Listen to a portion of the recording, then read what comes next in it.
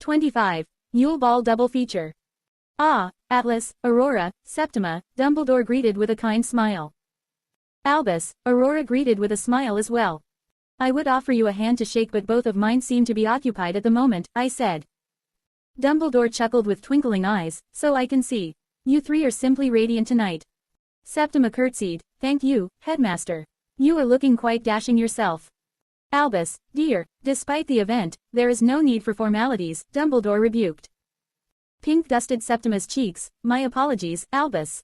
I'm still a bit nervous. Nothing to it, my dear Septima. You are a beautiful young woman with the talk of the year on her arm. There's nothing to worry about but enjoying yourself. Mingle, dance, make merry, and laugh. The night is yours, Dumbledore advised. Thank you, Albus. I shall endeavor to make this a night worth remembering. Very good, don't let me keep you. I spy Severus lurking in the corner. I think I will go chat with him, see if I can't get him out of his shell. There's a professor from Durmstrang in attendance and Severus came without an escort. I think the two of them will get along wonderfully, Dumbledore excused himself. Aurora blinked as Dumbledore left, asking me and Septima, aren't all the visiting professors from Durmstrang male? I'm sure Albus doesn't see how that's relevant, I stifled a smirk. Septima giggled, her remaining anxiety evaporating into the ether as she did, poor Severus. Pomona told me he couldn't convince Lady Narcissa to attend with him. After sharing a laugh over Snape's misfortune, I turned the conversation back to my two dates. Albus is right, you know. You two look absolutely stunning tonight. Aurora grinned and Septima blushed, both leaning into me a bit more. They must have coordinated their dresses with each other. And Aurora must have won the chance to lead that coordination. Their aesthetic certainly matched her style more than Septima's. Aurora's dress, of course, took after the stars. It was a tight, slinky number that hugged her figure with an open slit for one of her legs. The color of the dress was a gradient that faded from dark blue to black as if emulating a twilight sky. Specks of white dotted the dress, enchanted to sparkle like the stars they were supposed to be. Septima's dress was similar in form and function, but instead of the stars, she wore the moon. Twin crescents cupped the inside curve of her cleavage. Her dress was also pure black instead of Aurora's gradient and dipped low in the back to reveal a tantalizing expanse of flawless pale skin. In comparison, my outfit was nothing to write home about. It fit well and was rather classy, something I had to thank my quite generous salary for. I still hadn't gotten around to visiting the Black Vaults. But its elegance lay in its simplicity. Just an open black, fitted robe with a white shirt underneath and dress pants. Aurora's grin didn't fade as she looked around the converted Great Hall. We do make quite the throuple, don't we? Oh dear, Septima covered her mouth. Our students are staring. At you too, I'm sure, I said. I wouldn't say that, Aurora giggled. I recognize the look in Ms. Parkinson's eyes and it's certainly not directed at Septima or I. I groaned, I'm still not sure how to deal with her. She's called me, Daddy, several times during class now. I think it's rather cute. She obviously didn't have a good relationship with her birth father. You'd make a much better male role model for the girl, Septima suggested leadingly. I grumbled half-heartedly, my main issue is that she does it during class. If she truly wants my approval, she should be trying her best to learn instead of trying to extract a reaction from me. The three of us continued scanning the ball's attendees as we waited for the champions to make their entrance. Innocent comments were thrown around here and there to amuse ourselves. Severus seems to be defending himself well. For now. Where are Luna and Gabrielle? They'll be a bit late. Luna wanted to make an entrance. Yes, I'm just as worried about what that entails as you are. Hagrid and Madame Maxime make for a cute couple, don't they? Everyone cleans up so well. Good lord, is Mr. Finnegan already trying to spike the punch? Students can have a little fire whiskey. As a treat. Occasionally, we found something that caught our focus for more than a simple comment. Draco Malfoy was quite literally hanging off the arm of a woman who must have been a foot taller than him, not counting her high heels. I vaguely recognized her as a Durmstrang student, one of the Russians perhaps. She was, well, statuesque was the only way to describe her. A long, slender leg, toned with muscle, peeked out from beneath a flowing white dress. Her skin was so pale it might as well have been sparkling under the ball's lights. Her expression was icy but amused and she led the young Malfoy around as if he was on a leash. I believe Mr. Malfoy may be in danger tonight. His date is rather intimidating, still very beautiful though. What are you going to do with him, Atlas? Aurora inquired. He does fall under your lordships after all. Twice over, at that. I believe I'm going to leave the final decision up to Narcissa. Personally, I don't much care what happens to him. He's been more than a little disrespectful to me and my ward, I said, shrugging. Perhaps we should treat him as a daughter of the house and give him away with a dowry, Septima suggested, amused by the idea. Judging by tonight, we should be able to find an interested buyer, so to say. I didn't bother hiding my smirk. I'll be sure to broach the idea with Narcissa. I hope it's not too inappropriate to say I hope she agrees, Aurora tittered into her hand.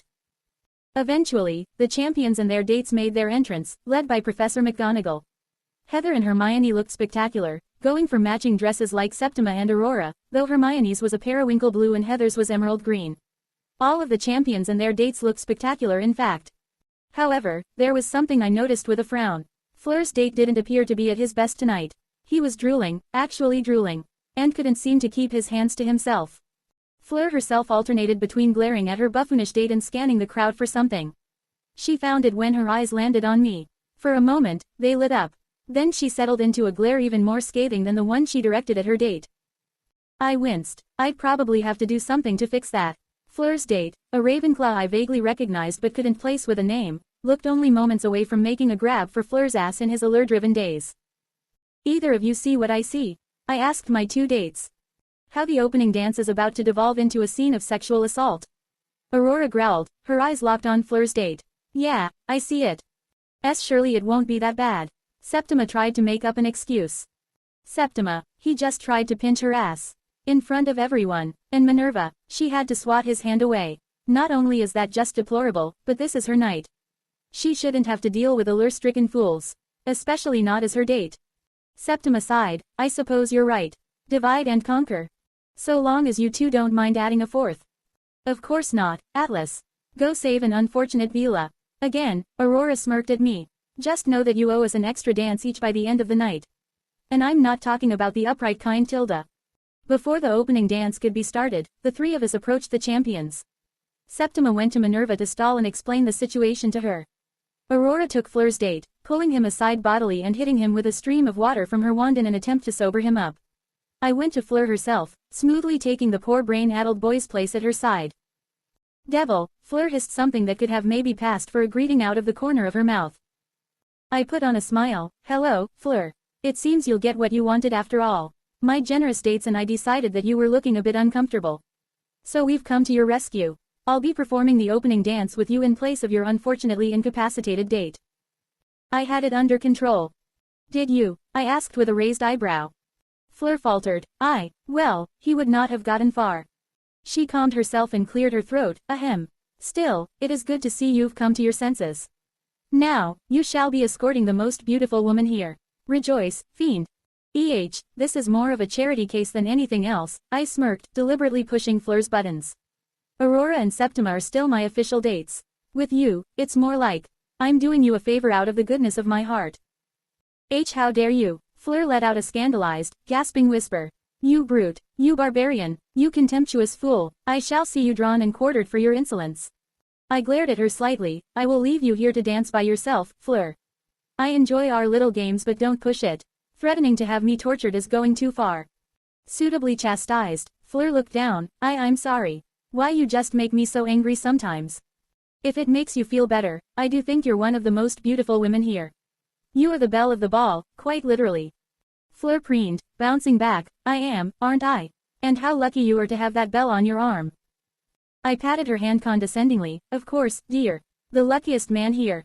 Fleur didn't seem to pick up on my snark. Practically giddy. Finally, everything is as it should be. The fiend has been tamed by my beauty and charm. Soon enough, he will ravish me again. I shall grin and bear this tragedy with my unending benevolence. Howdy dreadful Tilda. Oh, woe is me. I rolled my eyes fondly as she drifted off into fantasy. Still, I took her arm in mine and took her date's place amongst the champions group. Heather snickered at my misfortune. Like a mature adult, I stuck my tongue out at her. Other than Heather and Fleur herself, my arrival was greeted with smiles and polite nods. Hermione gave me a little wave as well. I knew Cedric and his date Cho Chang quite well as their professor. They were both brilliant and it felt good to see them happy together. Krum and his date, a very petite Durmstrang girl, were more unfamiliar but they still greeted me politely. Eventually, Minerva returned to the group, having gotten a justification for my actions from Septima, and nodded to me. Now that the danger has been averted, we shall begin. Pair up with your partners. The music will start soon. Atlas, thank you for taking responsibility and acting to avert disaster. Of course, Minerva, I said modestly. It's barely an inconvenience. She left and the champions took up starting positions with their dates. I held Fleur at a polite distance while we waited for the music to signal us to start. Is that all? She scoffed. No, this will not do at all. She physically shifted my hand placement, settling one on her lower back and holding the other within hers. Much better, Fleur sniffed haughtily. In this new position, we were practically glued together at the hip. She stared up at me with smoky eyes, daring me to protest. I didn't. Instead, I took up her unspoken challenge, pulling her impossibly closer. A preening purr seemed to resonate involuntarily within her chest. The band began to play and our feet moved in sync. Almost instantly, I was thankful for Septima's lessons. Fleur all but led me, with grace and poise and familiar feet, instead of the other way around. I did my best to keep up and then take back control. I had a feeling Fleur would think less of me if I let her do all of the work. I was of half a mind to let her even still, but reason prevailed. This was her night. I wasn't about to ruin it in such a petty way. We swayed and spun to the beat. I did my best to make sure every eye was trained on her. Despite how difficult she could be, Fleur deserved nothing less. She was a beautiful woman and I made sure the whole world could see that fact. A wide smile stretched across her lips.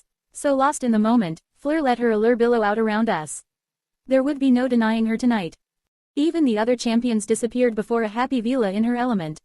She was entrancing, intoxicating as if desire given physical form, and I'm sure her presence tonight would be remembered for years to come. Eventually, the first song wound down and the rest of the ball's attendees stormed onto the dance floor. I saw the other champions exit the floor out of the corner of my eye. Fleur was too unflappably present to take notice. With no other choice, I indulged her, staying on the floor for a second song. She deserved a small sacrifice like that. She was a champion, a belle of the ball, and a young woman in her prime, having the time of her life. I was more than happy to help her revel in the attention. It was at times like this, when Fleur wasn't glaring at me or playing her silly denial games, that I was reminded of what a gorgeous creature Fleur was. She was practically transcendent, all fluttering silver hair, bright eyes, and a killer body. And then there was her allure, billowing and crackling the air around her like flames. Fleur was as close to angelic as a mortal could be. When we finally did leave the dance floor, Fleur was panting with exhilaration. You wouldn't have been able to scrub the smile off of her face with a power washer. Wide-eyed and practically vibrating, I led her to the drink table to quench our thirst. Incroyable, merci, Atlas, for a wonderful dance. You know, that might be the first time you've called me by my name. Even that slightly cutting remark didn't dim Fleur's attitude. She grinned. I am sure I do not know what you are talking about, devil. I sighed dramatically. Ah, what a shame. For a moment there, you were almost attractive. You take that back. Fleur's giggles said she wasn't serious. I am always attractive. Maman named me, the flower of France, for a reason. Consider yourself fortunate that I even deign you with my lofty attention. So fortunate, I deadpanned. Indeed, I am glad you are finally treating me with the proper reverence, Fleur declared imperiously. Now that I've grabbed your focus, you will drop your cruel and unusual intentions for my baby sister. Fleur, if I cut Gabrielle off because of you, she might literally kill me. And, why is that a problem? Well, I quite like being alive. And if I'm not, I can't keep lavishing you with worship like a goddess deserves. Fleur hummed, you make some good points.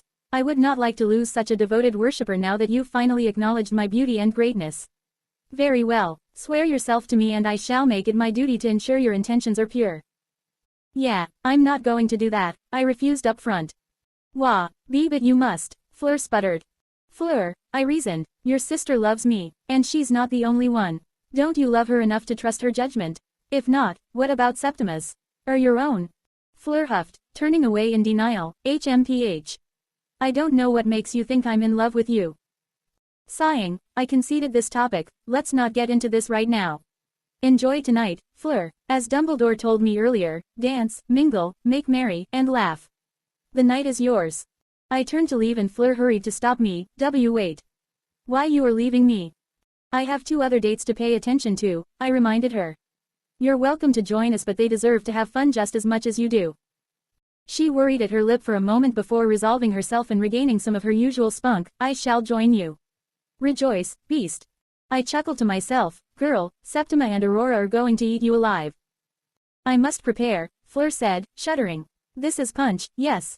Is there alcohol here? I think I saw someone spiking the punch. Good.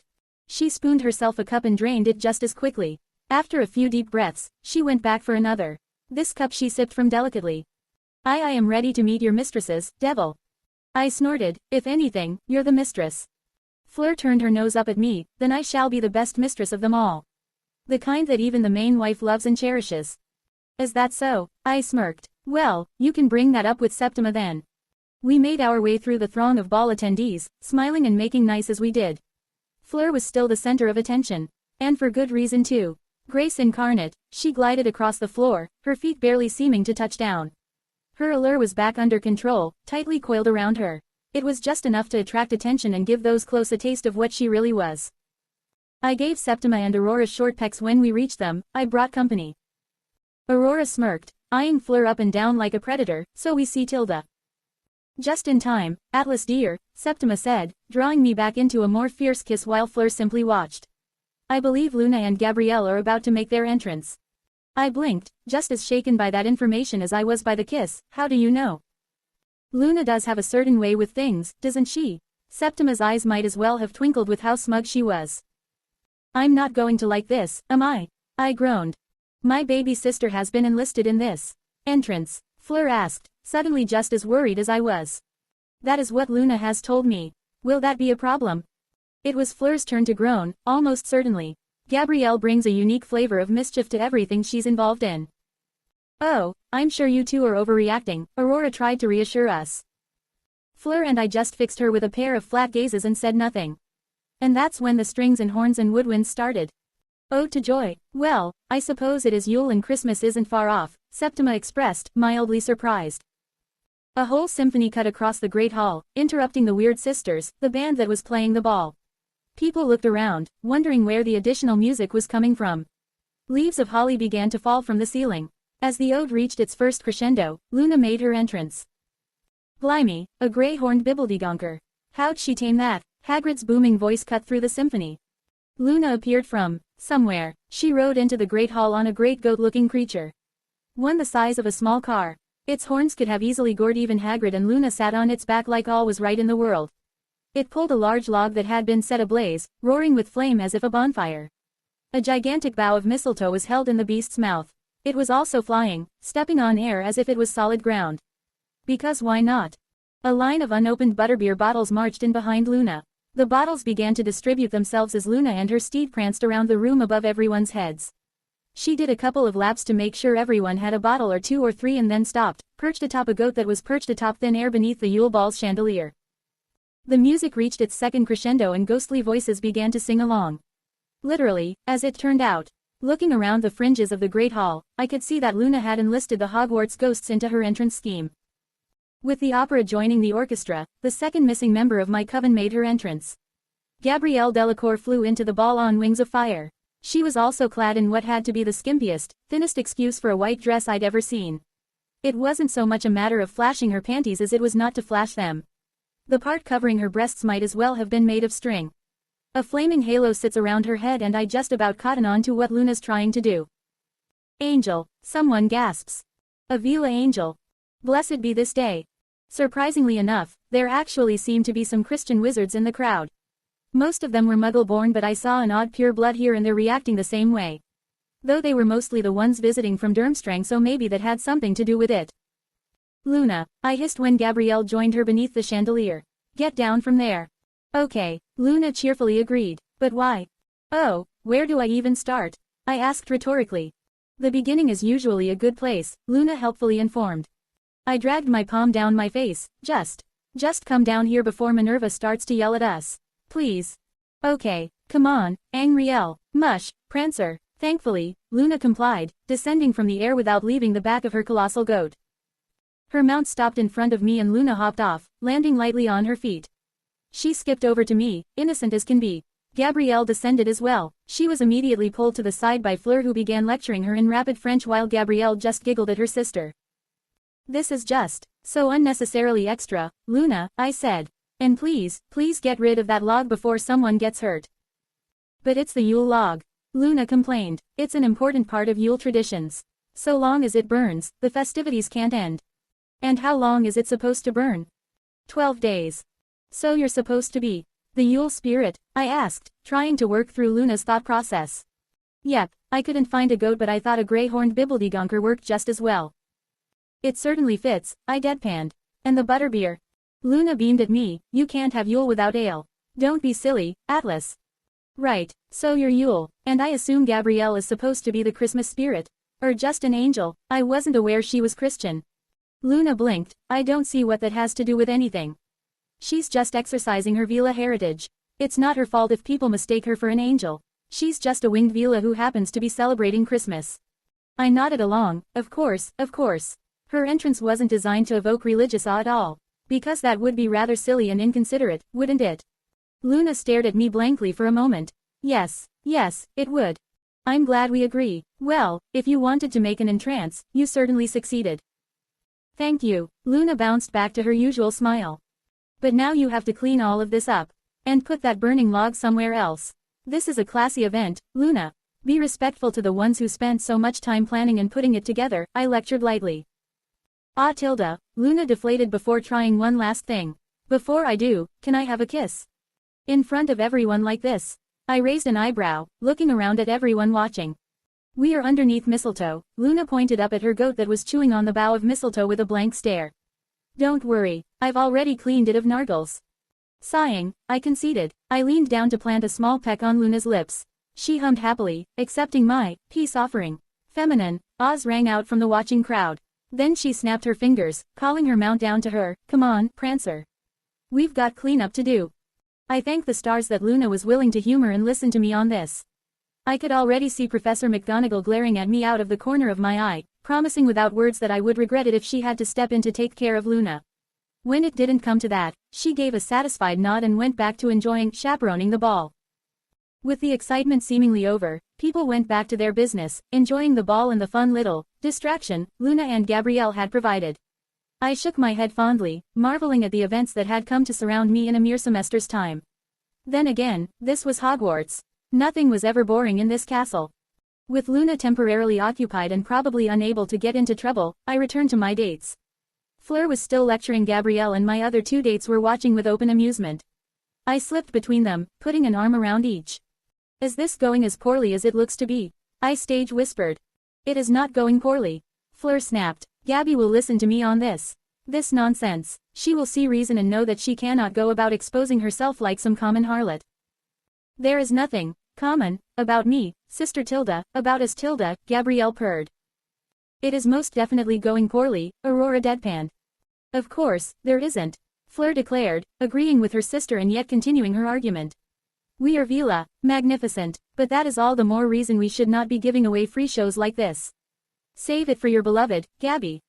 Oh, so you've accepted Atlas then? Gabrielle hopped on Fleur's last sentence. If it makes you cover your tits, sister, then yes. Well, I suppose I should ask Atlas what he thinks of my outfit then. He can decide whether or not I am too exposed, Gabrielle giggled. They both turned to me and Fleur fixed me with a glare that said, if you do not convince my sister to see reason and retain her modesty, I will make your life a living hell. Nodding, I said, I think you look beautiful like this, Gabrielle. That said, I do hope you'll keep such, creative interpretations of modesty to our private times instead of public events. Gabrielle nodded in return, agreeable once it was me asking instead of her sister. I can do that. I shall find other ways to dazzle the public. As Fleur says, my body should be reserved for my beloved. As if on cue, Gabrielle's dress shifted forms. It seemed to grow fabric and stretch to cover more of Gabrielle's body. It was still a fairly revealing dress but it was now much more in line with common British decency. Did you plan this somehow? I asked with a raised eyebrow. Gabrielle blushed. Non, Luna insisted on the first dress. I insisted on having it charmed for this form as well, in case I became too embarrassed by the attention. Fleur threw her hands up in frustration. Oh, of course. She listens to you, but if her dear sister asks, I may as well be talking to a brick wall. Dignified and serene, Gabrielle turned up her nose. You are much more interesting to tease, sister. Though Atlas is more fun in the most carnal of ways Tilda. I interjected before Fleur could release the scream that seemed to be brewing inside her. All right, girls. That's enough, sibling bonding, for tonight. Let's just enjoy ourselves, yeah. I owe all of you at least a couple of dances. The mention of dancing seemed to do the trick. Gabrielle abandoned her sister in an instant, latching onto me through Septima and looking at me with hopeful eyes. Fleur slowly depressurized, going from moments away from an explosion to a quiet simmer that could sit in the back of her mind. I'm sure Gabrielle hadn't heard the end of this conversation though. Ahem, Aurora cleared her throat. I believe we had first dibs. Well, second, but we'll say the opening dance didn't count. I took her hand. Then may I have this dance, Miss Sinistra? She tittered. I must insist, Mr. Black. The night passed, full of excitement and merriment. We danced, we laughed, and we drank. Oh, how we drank. The ball was a resounding success. Even with multiple someones coughed Finnegan and the twins coughed, spiking the punch several times over. The boys were caught rather quickly by the hawkish eyes of Professor McGonagall. But their early departures didn't do much to kill the mood. And, somehow, the punch bowl was never replaced with a non-alcoholic variant. The result was to be expected. Tipsy guests having the time of their lives. With the help of magic and sobering charms, no one got drunk to the point of blacking out. Things stayed relatively under control and the mood of the ball stayed high enough to brush the hanging chandelier. By the end of the night, my feet were about to give out on me. I danced with Aurora, and then Septima, then Aurora again, then Luna and Gabrielle took their turns together in an odd but enjoyable three-way dance. Heather and Hermione got in on the fun at some point. Even some of the other staff and students in attendance took the chance to get a few moving moments alone with me. At one point, I spun Pansy Parkinson away and let her keep spinning during our dance for calling me Lord Daddy. I remembered seeing Draco Malfoy being dipped by his statuesque date and kissed in a way that would have wooed the densest people in the world, whether they were men or women or anything in between. Neville Longbottom and Susan Bones seemed to be dancing together quite a bit. I think they came with each other. They made for a very cute couple. The 2 Gryffindor girls who chased me weeks ago were attending the ball with the 4 Hufflepuff girls who caught them in their trap. They also made cute couples. Though in their case, it was more like a pair of thruples. A sour-faced Snape danced with the male Durmstrang professor who was pursuing him, seemingly unable to make his escape. Daphne Greengrass had to save me from her little sister Astoria yet again at some point during the night. When she did though, there was something unusual in her eyes. Like she was measuring me for something. When combined with her flat eyes, dark makeup, and gothic dress, it made for an intimidating picture. Still, the night had to end at some point. The ball officially ended at midnight, but there would no doubt be pockets of partying throughout the castle until dawn. My party excused ourselves just before the official curtain call and escorted Fleur and Gabrielle to their carriage lodgings.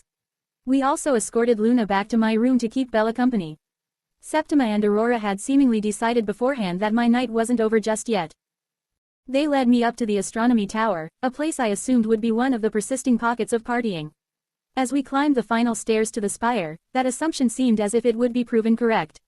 A pair of voices echoed down the stairs as we climbed, becoming clearer and clearer as we drew near until the point that they became recognizable. This doesn't make any sense. Hermione raged, sounding as confused as I'd ever heard her. Maybe, yeah, I got nothing, Heather's voice joined Hermione's. Everything's already set up perfectly. And we didn't do it. So someone else was planning the same thing we were. I mean, it is the winter solstice.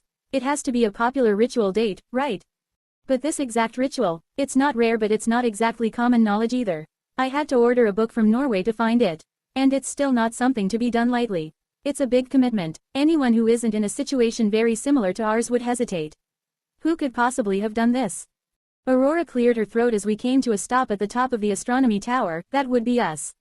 Hello, girls, I wasn't aware you'd left the ball already. Heather and Hermione froze like deer in headlights. They stared us down and we stared them down in return. They blinked and we blinked. Finally, having had enough, I looked around the tower and asked the most pressing question. What is going on? The tower's top floor had been cleared of everything it usually held. The telescopes were moved, the star charts and the tables they sat on were missing, and even the large mechanical globe structure had been temporarily displaced. In its place was what looked to be the setup for a ritual. Concentric lines of ashes were drawn onto the floor to form an intricate ritual circle. They spiraled in and out, encompassing almost the entire top floor of the tower. Candles had been lit and placed strategically around the space. Discs of gold and boughs of holly floated in the air as if suspended by the sheer atmosphere. The strangest thing about the setup was the mat of densely packed dirt in the center of it all. Septima took it upon herself to explain, Atlas dear. Surprise. This is what we had planned for the rest of this evening. Aurora requested to join the coven when she inquired about joining us for the ball. Since it is the winter solstice, a very magically powerful and important night, we decided it was only fitting to make her initiation into something special. which led to this ritual. However, it seems another pair of applicants had a very similar plan. Okay, I exhaled, serious and severe for a moment. I was expecting most of that. Even Heather and Hermione trying to join. Just not the ritual or tonight specifically. So I'm not complaining. Hell, I welcome it. But humor me for a second and please, lay everything out for me. All of you. I quite like both you and Septima. Aurora volunteered herself to go first. And I'm not against the type of relationship you seem to be building. So I thought I might as well throw my hat into the ring. Heather went next, and immediately threw her best friend under the metaphorical bus. This was Hermione's plan. Heather, Hermione rushed to explain. That's true, but it's not the whole story. We've already established that the three of us are courting, right? After that moment in the room of requirement. And you knew we had a plan. Well, that partially started this summer. But it didn't develop into anything concrete until we discovered you were forming a coven. I wanted another way to protect Heather and give her the big family she's always wanted. And to join that family. You seem to perfectly fit the bill. We were hoping to spring the question on you tonight. The ritual was just supposed to be a bit of extra profit. It would be beneficial to everyone, and I want Heather to have every advantage possible for when she inevitably faces V. Voldemort again. I only organized Aurora's part in all of this and her version of the ritual. Septima shrugged when the ball was passed to her. Something that we did talk about beforehand. Things were just already more in motion than I implied. I remember, I nodded.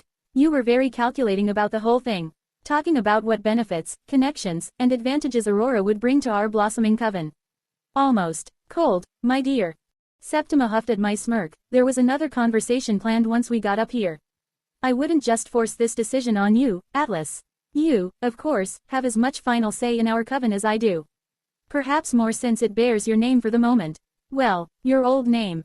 Unfortunately, it seems that both plans for tonight have been thrown into disarray. I paused for dramatic effect. So I might as well throw my ruined plan on the fire as well. I couldn't help but grin and chuckle at the expressions of shock I received. I actually recognize this ritual setup, and for good reason too. I may or may not have been planning on utilizing it tonight as well. My father sent me a book on ritual magic from the Black Library after I mentioned my interest in the subject. I don't think he mustered the courage to retrieve it himself though. He must have sent Andromeda. Which unfortunately means it's not one of the family tomes. But still, it contained this ritual, and since the winter solstice was right around the corner, I thought I'd try it out with the coven. Aurora and Septima blinked at that bit of information. Hermione gaped at me with an open mouth and a dropped jaw. Heather started to laugh, slowly and softly at first, but it quickly evolved into full-blown guffaws. Oh, Merlin, that's too good. All of us were trying to do the same damn thing. We all found the same ritual and wanted to try it out on the only night available. If it was possible, I'd say this was the best prank of the century. What an absolutely odd series of coincidences. As the rest of us realized the humor in our current situation, we joined Heather in laughter. It really was quite ridiculous and unlikely that everything would line up like it did. If I didn't know any better, I would think something was pulling the strings behind the scenes. Eventually, we all calmed down and all that was left was for us to decide what we were doing next. To ritual or not to ritual? That was the question. The ritual we'd all somehow stumbled upon was something of a celebration, declaration, and protection all rolled into one. It was deeply tied into Norse magical traditions and the winter solstice. On the darkest day of the year, the Norse would gather, celebrate, declare that the sun would rise again, and ask magic for protection until it did. It was called Rebirth of the Sun, and it had a beautiful sentiment behind it. Maybe that was what grabbed all of our attention. Even in the darkest hour, people could still look forward to the light returning. Even after the fire had burned out and left nothing but ash, there would be another flame. Even when the blackest demons lurked on the fringe and threatened to invade, mankind would endure until the rising spring sun could drive them away. In the end, there was only one possible decision. We wouldn't get a better chance to try it out unless we wanted to wait another year for the next winter solstice. The ritual had already been set up. There was no point in letting it go to waste. Plus, 5 people was the perfect amount for this ritual. And so, we disrobed, gathering in the center of the ritual circle. The girls took a cardinal direction each and I stood between them all as the focus of the ritual. They all lit a small flame at the tip of their wands to start the ritual. Like a pilot's light, it glowed dim and blue. I lit mine last and one by one, they added their light to mine. The rebirth of the sun had begun. In the dead of winter's night, a fire is lit to last until sunrise, I intoned. We tend to the fire, maintaining its light and warmth and offering its ashes for protection from the dark. The girls joined me. Until the sun rises again, we frolic and live so that the night does not forget what life is, I added. Praise the night, praise the dark and everything it hides from us. Praise the coming spring and the return of life. And so it does not think we abandoned it for the darkness, praise the sun. The girls finished. The wind seemed to kick up as we spoke the ritual words. Darkness crept in, isolating us from the rest of the world. The candles around the tower extinguished themselves. The only light that remained was concentrated into the flame I held at the end of my wand. It levitated upwards, leaving my wand to perch over our heads like a temporary sun. At the very top of Hogwarts Castle, 5 people invoked an ancient ritual, so changed over the years that it must have been unrecognizable from what it once was. Yet the sentiment behind it remained the same. The world may be dark now, overtaken by cold winter and black night, but the sun would return, bringing warmth, light, and life with it. Septima stepped forward first. New Coven member initiated. Coven members 5 Septima Vector, Luna Lovegood, Gabrielle Delacour, Bellatrix Black, Aurora Sinistra. +5 to Astronomy. Astronomy 38 + 5 = 43 100ths. Welcome to the family, Aurora, I whispered in her ear. Her shudders, having just died down, restarted. For a moment, neither of us moved. Then with a groan, Aurora began to extract herself from me. I followed, standing with her. Right, well, that was fun. Aurora grinned, still a little shaky on her feet. Good luck, girls, I think I need to sit down. As Aurora retreated, Hermione stepped up to me like the first warm winds from the south. She smiled up at me, as nervous as she'd ever been. I returned the smile, trying to reassure her that everything would be fine. I'd like it if you took control, Professor, Hermione stuttered. I can do that, I said calmly to put her further at ease. And call me Atlas, Hermione. You're about to join our family. It's the least you could do. Why yes, Professor Atlas Tilda, Hermione squeaked. Sighing, I changed tactics. You're such a good girl, Hermione, you know that. So brave, so loyal, Tilda so smart Tilda, I'm lucky to have you in my life, in my coven. We all are. Hermione moaned at the praise, practically collapsing into me. I supported her as I lowered us both down to the packed earth below. She held onto me tightly and I didn't even have the chance to let her go. More Tilda PP please. Hermione panted. Such an intelligent girl Tilda, I could. Come on now, child. It's time to let go. The ritual isn't finished just yet, Septima coaxed Hermione off of me. Let your new coven support you, Hermione. Slowly and with a whimper, Hermione allowed herself to be extracted from me. Septima supported her as she stood on shaky legs. The evidence of our joining dripped from her core and could be seen in the way she wobbled into Septima's arms. New coven member initiated. Coven members 6th Septima Vector, Luna Lovegood, Gabrielle Delacour, Bellatrix Black, Aurora Sinistra, Hermione Granger. +3 to teaching. Teaching 47 + 3 = 50 100ths. Heather, the final participant of the ritual, smirked at me, coming from the east like the first sunrise of spring. Behind her, the first rays of dawn light could be seen peeking over the horizon. Time had lost all meaning and the ritual had proceeded apace, lasting until we could greet the sunrise as it was supposed to.